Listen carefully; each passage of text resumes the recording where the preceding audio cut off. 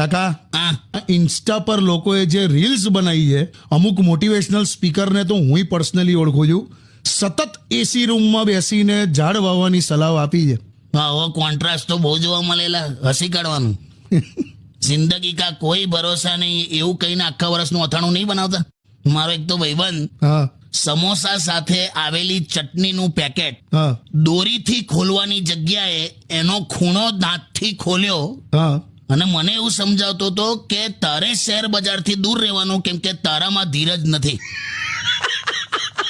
એટલું બધું હસવું આવી ગયું હતું ને મને. ઓ કોન્ટ્રાસ્ટ તો એમ તને બેસ્ટ કહું, હા આપણા બિલ્ડિંગની નીચે ચાલતું હા નાનકડું એકદમ એટીએમ છે. હા ખબર છે. નાનકડા એટીએમમાં 2 એસી છે, 4 ટ્યુબલાઇટ, 24 કલાક ચાલે અને મને રિસિપ્ટ પ્રિન્ટ કરવાની ના પાડે છે જસ્ટ ટુ સેવ એન્વાયરમેન્ટ. એટલે 4 દિવસથી સવાર સાંજ સાઉથ ઇન્ડિયન કહું છું. એટલું બધું બનાવી દીધું છે ઘરે?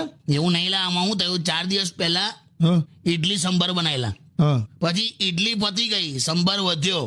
હા હવે એ સંભાર પૂરો કરવા માટે નેક્સ્ટ ડે મેદુ વડા બનાયા, તો ત્યારે તે સંભાર પતી ગયો અને મેદુ વડા વધ્યા. અચ્છા હવે એ પૂરું કરવા માટે સાંજે ફરી સંભાર બનાવ્યો, બોલ. અને પાછો સંભાર વધ્યો ને તો ઢોસાનું ખીરું મંગાવ્યું. અલા હવે માંડ બધું પત્યું તો કોપરાની ચટણી તપેલી ભરીને પડી છે. હવે આજે એ પૂરી કરવા માટે ફરી ઇડલી બનાવશે, બોલ. એટલે આજે ને કઈ કેલ્ક્યુલેશનના લોચા પડેલા. એમાં 4-5 દિવસથી આ પોંડિચેરીમાં રહેતો ને એવું થઈ ગયું.